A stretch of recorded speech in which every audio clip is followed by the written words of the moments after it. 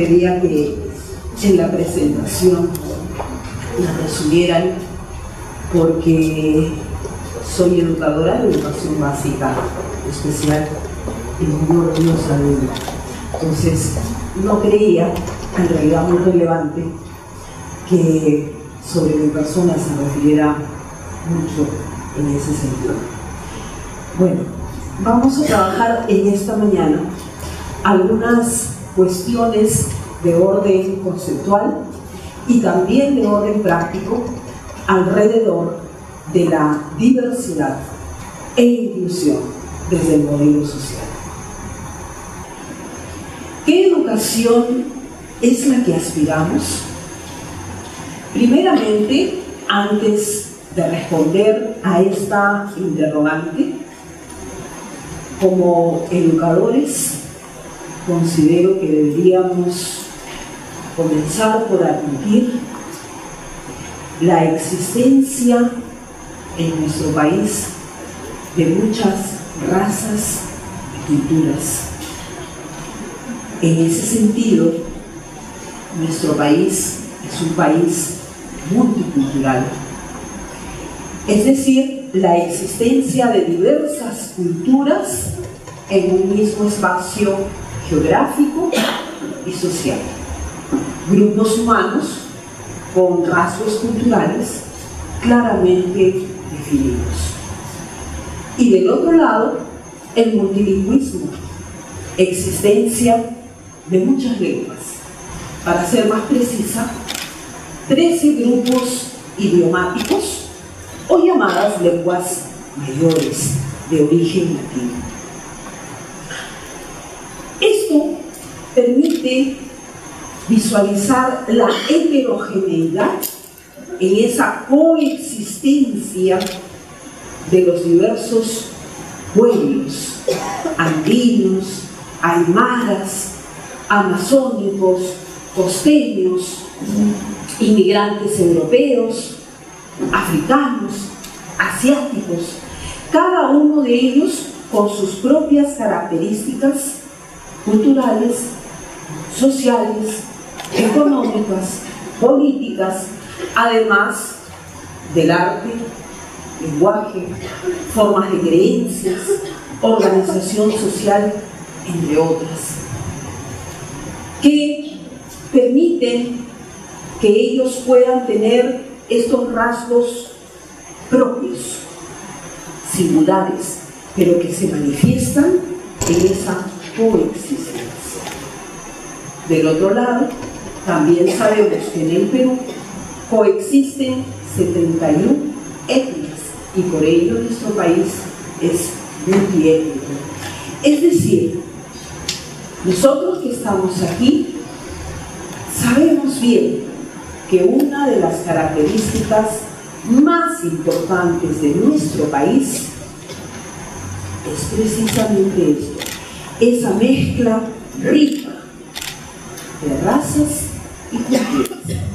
Sin embargo, pese a todo ello, se persiste en ese poco conocimiento que existe sobre la realidad de nuestro país y sus diversas realidades. Entendimiento que aún no se transforma, lamentablemente, en esa apertura, esa celebración a la existencia de esta rica diversidad. El por qué lo vamos a ir respondiendo en el transcurso de este tiempo que vamos a compartir. Diversidad. ¿De qué se habla? A ver, la diversidad está presente en todos los ámbitos de nuestras vidas. ¿Sí?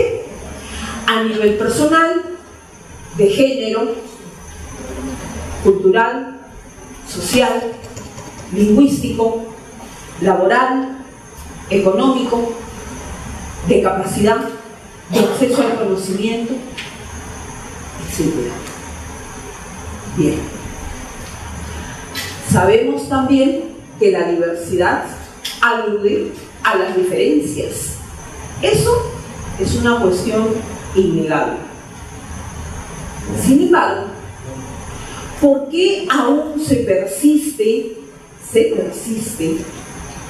en esa renuencia a esta aceptación de la diversidad?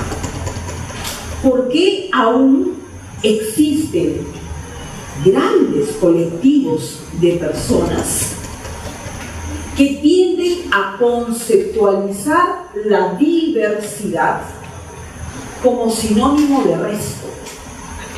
Lo que le falta a esto para llegar a ser ajeno. La diferencia, la minusvalía, o peor aún, la anormalidad. Colegas profesionales que también sé que están presentes, cada persona es única y diferente, y eso es natural y legítimo, porque sabemos que es intrínseco a la persona humana. Eso está en nuestra propia naturaleza.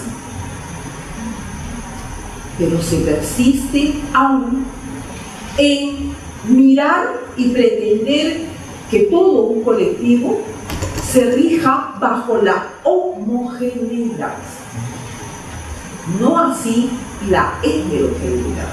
Y tal vez la homogeneidad, ¿para qué? Para a partir de ello marcar desigualdad, tratar a las personas como desiguales, personas, algunas, que se creen superiores a otras o las valoran de manera negativa.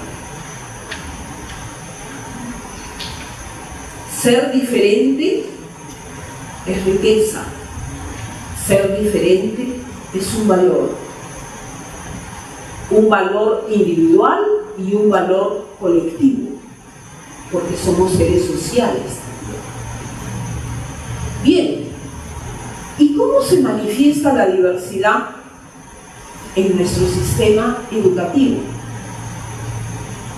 Sabemos que los niños, adolescentes, jóvenes que asisten a nuestras instituciones educativas son solo eso, niños.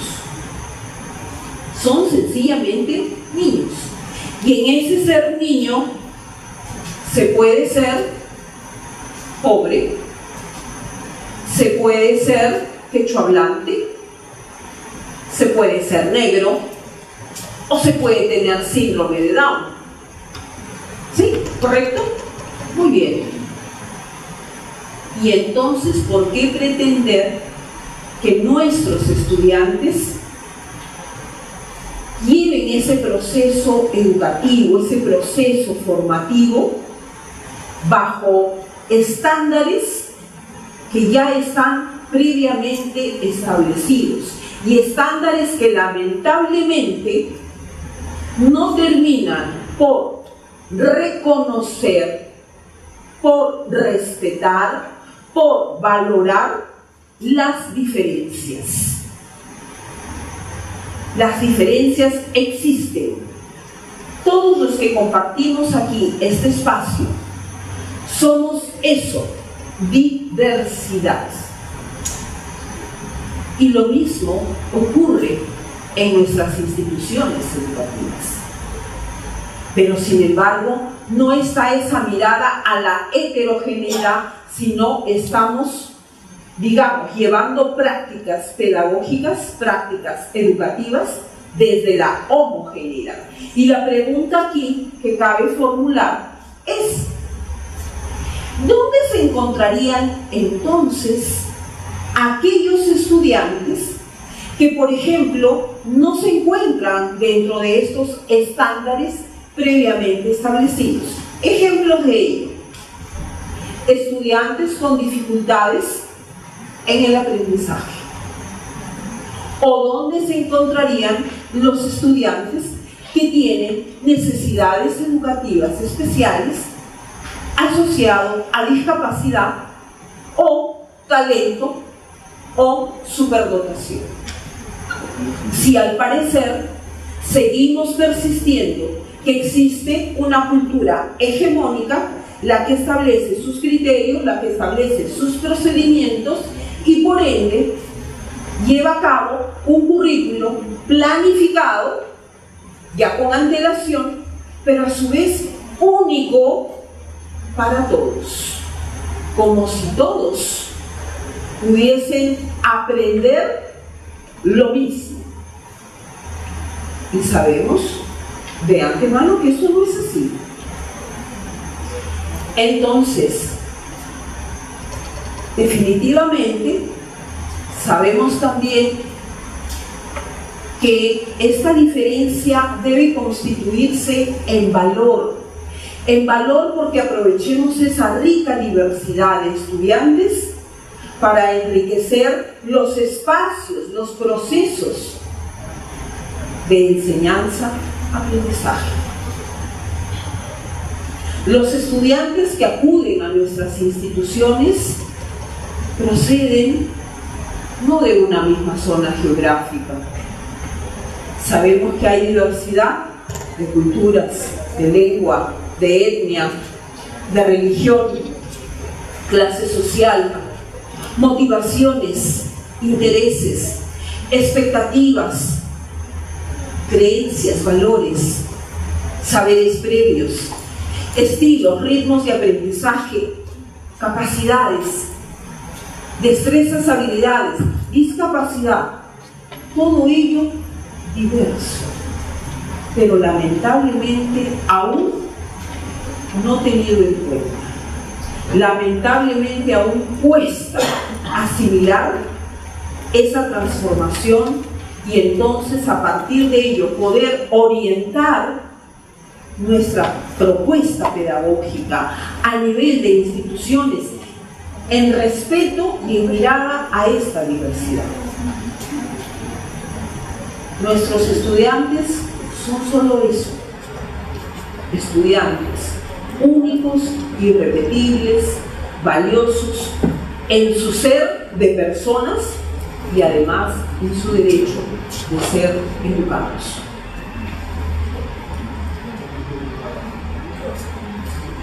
Por ende, diversidad, inclusión, el paradigma de la inclusión. ¿Cómo lograrlo? ¿Cómo lograr entonces poder articular la diversidad y la inclusión para a partir de allí poder, por ejemplo, liderar cambios reales, cambios necesarios, cambios profundos?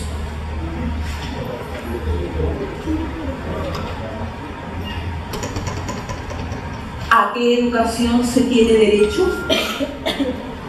Se tiene derecho a una educación que en primer orden acepte, respete y valore las diferencias, que reconozca que existe una cultura de la diversidad y por ende una pedagogía de la diversidad. Aprender a ser, aprender a hacer, aprender a conocer y aprender a convivir juntos. Pero también será relevante en la medida que esta educación consiga satisfacer las necesidades de la sociedad, pero también que consiga satisfacer o cubrir las expectativas, los intereses de todas las personas, en este caso de los estudiantes. Solo allí podremos asegurar que esta educación sí pues es relevante. Pertinencia. lo sabemos, es pertinente cuando en realidad para nuestros estudiantes les sea significativa. Pero significativa por sí sola, no. Significativa teniendo en consideración que el estudiante se forma a partir de la interacción de él en relación con los distintos contextos. Entonces, será significativa si tiene en cuenta al estudiante, pero a partir de la realidad en el que éste interactúa y se desenvuelve en los distintos contextos. Equidad obviamente tiene que ver con la democratización en el acceso, en la cobertura, pero también en la apropiación del conocimiento. Y finalmente, eficacia y eficiencia es cuando decimos que se logró o no que la educación pueda cubrir metas. En este caso, metas de equidad, metas de relevancia, metas de pertinencia y metas en la asignación de recursos. En realidad yo lo voy a resumir. Una educación, para mí, yo considero que es de calidad cuando logra garantizar, asegurar que cada una y uno de los estudiantes desarrolle un proyecto de vida que le permita insertarse de manera activa en la sociedad. Para mí, eso es una educación de calidad. Existe también, es verdad, un enfoque que únicamente considera que la educación es de calidad a partir de la eficiencia y la eficacia. Esto tan solo quería para puntualizar. Muy bien. Sabemos, porque en nuestro discurso lo decimos, lo repetimos, que nuestros estudiantes tienen derecho no solo a estudiar, sino tienen derecho principalmente a aprender. Lo mismo que ustedes. Ustedes están aquí, están presentes en esta jornada internacional porque vienen en búsqueda de temas, de contenidos, pero cada uno quiere llevarse su propio aprendizaje. Esa es la motivación. De la misma manera, nuestros estudiantes tienen ese derecho a aprender. Y ello constituye para nosotros, las y los educadores, un desafío. Sí, es un reto, es un desafío. No solo para el profesorado, porque solas tampoco vamos a gestar grandes cambios. También este desafío tiene que ser compartido por toda la comunidad educativa.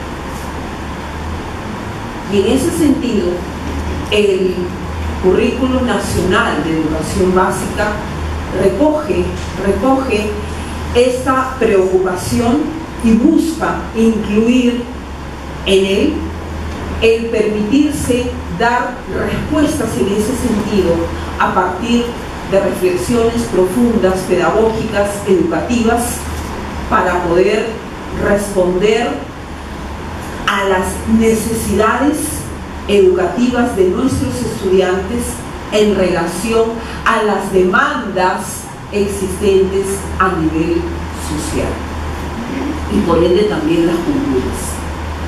¿Existe un cambio? Sí. En realidad los cambios son positivos. ¿Cuestan? Sí. No son fáciles de conseguir, no se consiguen de un día a otro. Pero hoy por hoy somos conscientes de que los cambios son necesarios, lo ameritan, los tiempos son otros.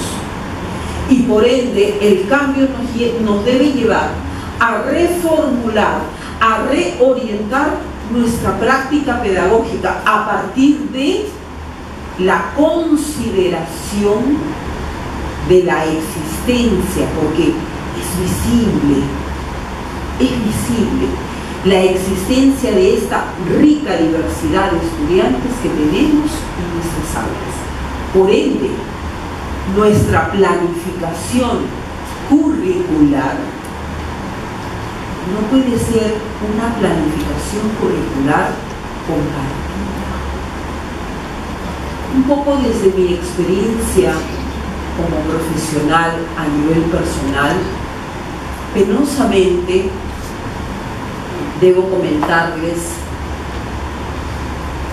que todavía se encuentran unidades didácticas, al igual que sesiones de aprendizaje, homogéneas, trabajadas de manera conjunta entre los profesionales de un mismo grado.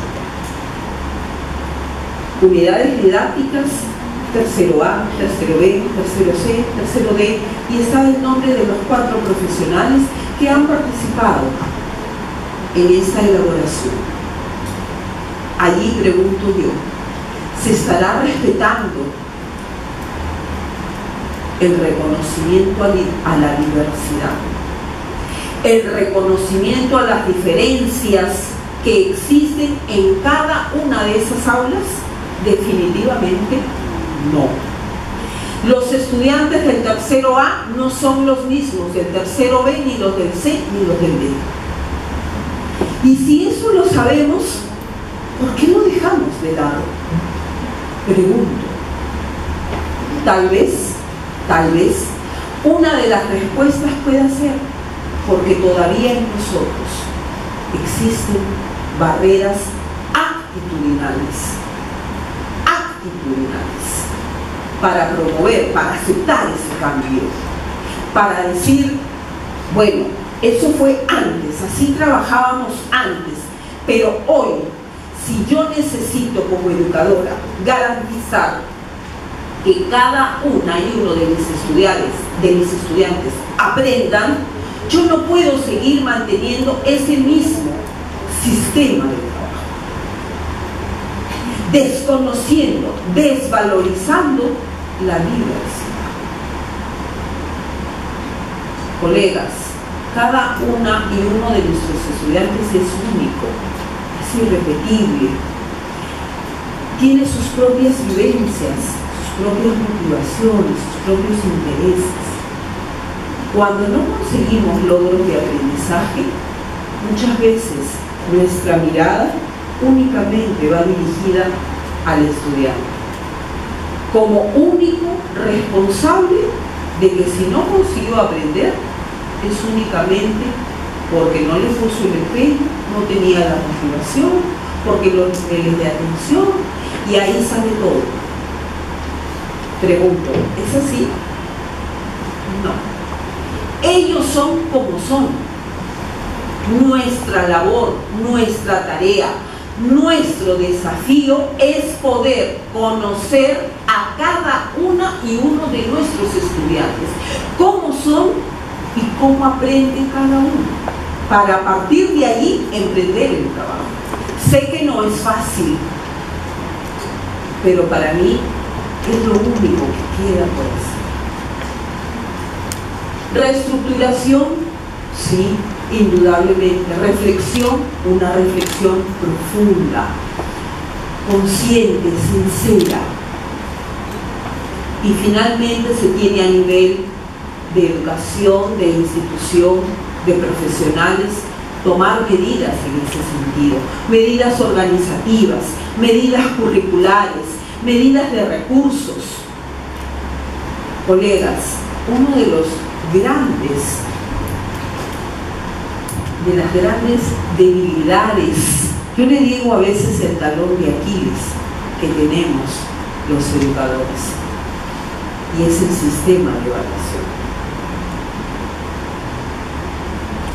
Nosotros tenemos una enorme responsabilidad cuando tenemos que tomar una decisión al finalizar un año escolar, de decir quién logró aprendizajes y por ende quién es promovido y quién no, y quién permanece. La pregunta es, Yo no puedo tomar decisiones por cuenta propia, porque si no estaría siendo subjetiva. Y la evaluación me permite ser objetiva. Yo debo, para tomar mis decisiones, recoger información.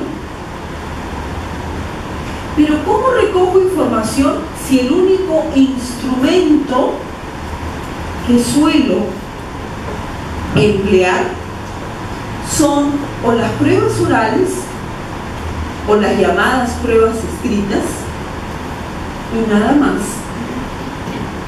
Y de otra manera, solamente recojo. No es recoger información, no es calificar. Evaluación no es medir ni es calificar. Si pensamos por ahí, estamos errando. La evaluación es recoger información para poder analizar sobre esa información, para saber si mi estudiante no respondió, preguntarme por qué no consiguió responder.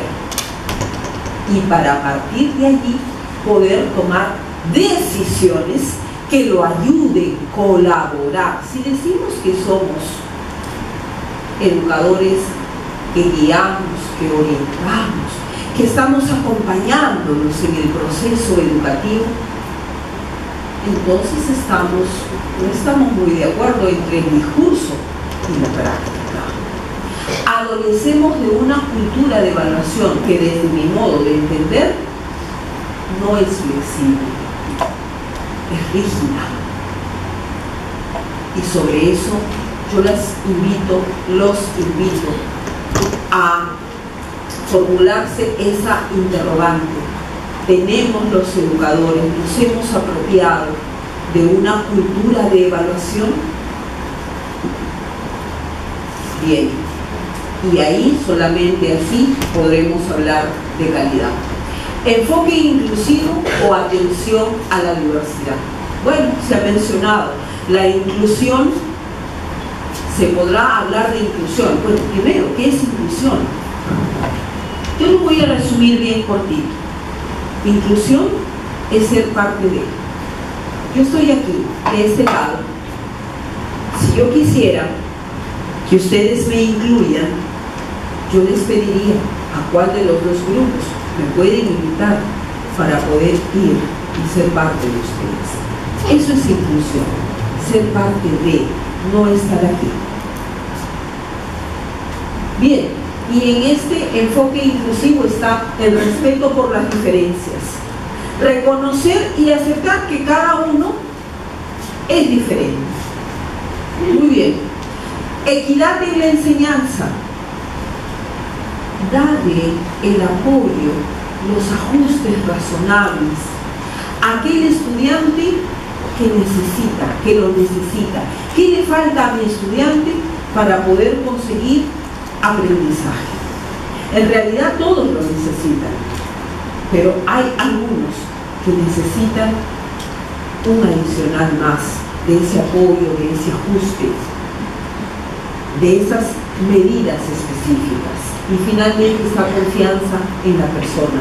Nosotros los educadores debemos cifrar expectativas, altas expectativas en nuestros aprendizajes. Todos son capaces de aprender. Hacer sentir a nuestro estudiante que es capaz de lograrlo. Vamos a ayudarlos no solamente a logros de aprendizaje, vamos a ayudarlos en su autoestima, en su autoconfianza, en su autoseguridad. Y para ello necesitamos también sostener una comunicación permanente, sostenida con las familias. Necesitamos trabajar con las familias, sí.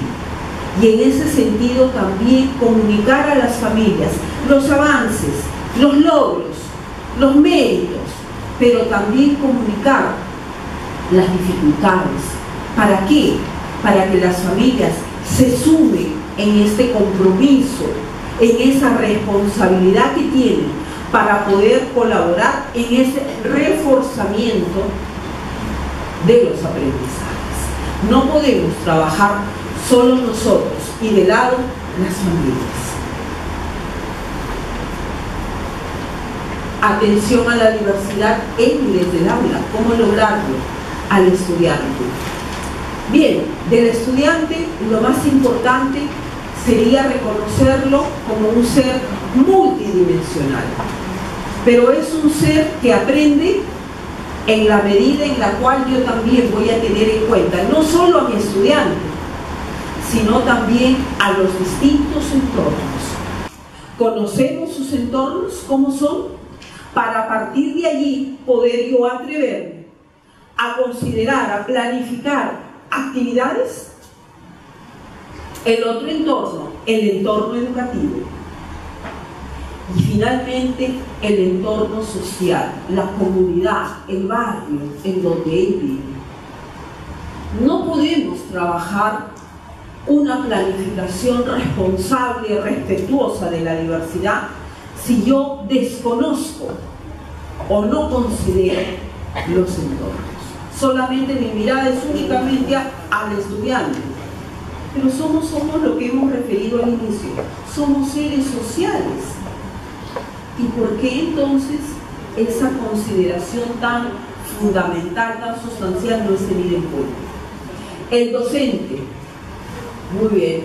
Hemos dicho que necesitamos cambios. Yo las y los invito en ese sentido a generar cambios, a dejar de lado el multicopiado. Atrévanse a ser innovadores, a trabajar teniendo en cuenta un espectro de estrategias metodológicas. Colegas, nosotros cuando iniciamos la aventura de enseñar, sabemos que yo tengo mi estilo propio de enseñanza, pero cada uno de ustedes tiene su propio estilo de aprendizaje. Y ahí es el desafío, en poder conectar, en poder articular lo que yo traigo conmigo con lo que ustedes poseen. Por eso, una estrategia metodológica o una estrategia de enseñanza puede ser que se ajuste a las características de determinados estudiantes, pero no necesariamente a la totalidad. Y por ello, tal vez, es que no conseguimos los ansiados logros de aprendizaje que inicialmente hemos pensado lograr. Atrevámonos a considerar materiales, los estilos, únicamente pizarra, plumón. Si sabemos que hay estilos diferentes. Yo soy visual,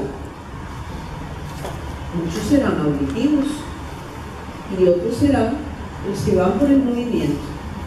¿Eso es tenido en cuenta? Lo sabemos, porque en teoría lo sabemos, pero lo llevamos a la práctica, queda en interrogante. Algunos sí, hay muy buenos profesionales. En realidad mi intención no es cuestionar eso, es tan solo invitarlas a la reflexión de la diversidad, a ese no desconocer, no dar la espalda a la diversidad que tenemos. Inclusión educativa, muy bien. Acceso. Yo no solamente necesito que mis estudiantes asegure cobertura, el acceso, están allí matriculados en mi aula, incluso aquel que tiene discapacidad y de acuerdo a la normativa, porque tiene una discapacidad leve o moderada, está allí en la institución, pero está allí sentado, ocupando un lugar, una carpeta. La inclusión educativa es garantizar el acceso para todos, incluido aquel que tiene una discapacidad, incluido aquel que tiene dificultades en su aprendizaje, incluido aquel que tiene problemas en su conducta. Perfecto, pero allí no queda. Yo tengo que asegurar niveles de asistencia. Porque para que un estudiante aprenda, tiene que tener una asistencia permanente, continua. No es que de los 5 días de la semana solo asiste 2. No.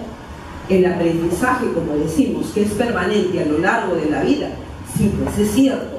Y también ahí, por eso la permanencia, pero también la participación activa. ¿Cuántos de nuestros estudiantes tienen una participación activa en ese proceso de enseñanza-aprendizaje? Muchos sí, pero hay otros tantos que se quedan en silencio, en un silencio que preocupa. ¿Por qué se quedan en silencio? ¿Porque no comprenden lo que se está diciendo? ¿Porque no se atreven a formular una pregunta? ¿Porque temen responder y de repente cometer un error? Hay que saber también enseñar que el error es bueno, el error es constructivo, el error es positivo, porque solamente así ganamos aprendizaje. Y finalmente están los ansiados logros de aprendizaje para todos. No es que unos, está bien, unos van a aprender más que otros. Sí, eso es diversidad también. Pero finalmente que no sean tan abismales, tan acentuadas esos logros de aprendizaje. Que sean menos los que aprenden y más los que no aprenden. Educación sin barreras. Está la asequibilidad, la accesibilidad, aceptabilidad, adaptabilidad. Colegas, yo lo voy a resumir por factor de tiempo. Necesitamos apostar por una enseñanza contextualizada, por una enseñanza adaptada a las características y a las necesidades educativas de cada una y uno de nuestros estudiantes. Con el currículo nacional sabemos que tenemos el perfil de egreso, que tenemos los 11 aprendizajes para que nuestros estudiantes lo logren a lo largo de todo su proceso de escolaridad. Muy bien, pero yo me voy a permitir seleccionar las competencias, pero no desde mi propio criterio, sino mi criterio aunado al conocimiento de mis estudiantes, de lo que ellos en realidad necesitan aprender en relación con sus contextos, en relación con su cultura, en relación con la realidad. Si no, está totalmente desajustado. Sabemos también que cuando hablamos de adaptación podemos adaptar hoy por hoy los desempeños. ¿Sí? Muy bien. ¿Qué significa educación de calidad en el marco de la inclusión? Docentes preparados. Celebro en ese sentido el interés, la presencia de ustedes aquí, pero preparados para atender a la diversidad. Materiales específicos acordes a las necesidades de cada una y cada uno. Infraestructura accesible, una familia involucrada, comprometida, una gestión, directivos que también reconozcan y apuesten por el cambio. Un currículo flexible, adaptado, porque la normativa ya la tenemos. Es más, es demasiado vasta. Modelo social, cambio de paradigma. ¿Por qué articulé en el tema diversidad e inclusión y desde el modelo social? Este es un nuevo modelo. Si bien es cierto, debo decir que este modelo nace un poco con la mirada a la discapacidad, pero también se ajusta a esta diversidad de la que también son parte aquellos que tienen una discapacidad. ¿Y qué dice este modelo? Lo voy a resumir. Dice que dejemos de centrar la mirada únicamente en el estudiante o en la persona como única responsable de si logra o no aprender. Y aprendamos a mirar lo que acontece alrededor de la persona. Identifiquemos barreras distintas barreras que pueden estar obstaculizando que el estudiante pueda aprender. Una de ellas, las barreras actitudinales, pero las barreras están en relación ¿con qué? Con los entornos.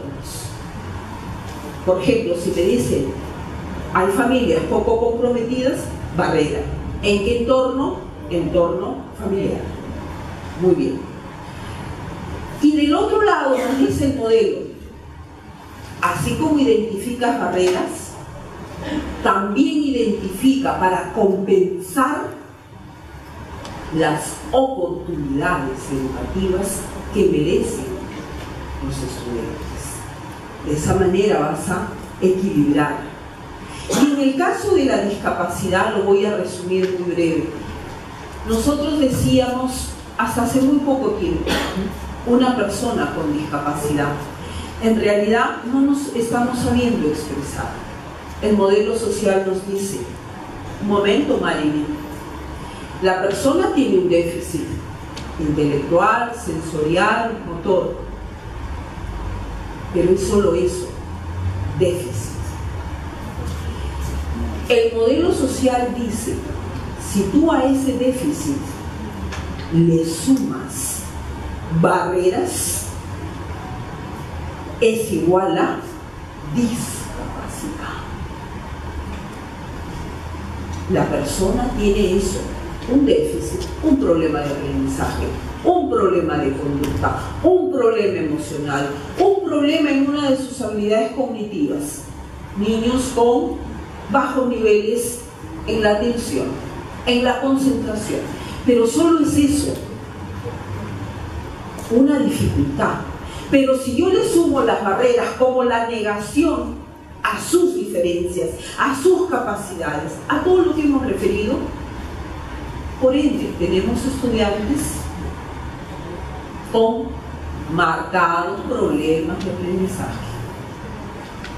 Y en el caso de aquel que tiene un déficit, llega a ser una discapacidad. El modelo social dice, las causas no están en la persona, las causas son sociales. Es un modelo que se sustenta en el enfoque de derecho, porque hemos dicho, la educación es un bien público, pero también es un derecho humano. Entonces debería. Aquí lo quise graficar desde el modelo social, las barreras, las oportunidades, los entornos.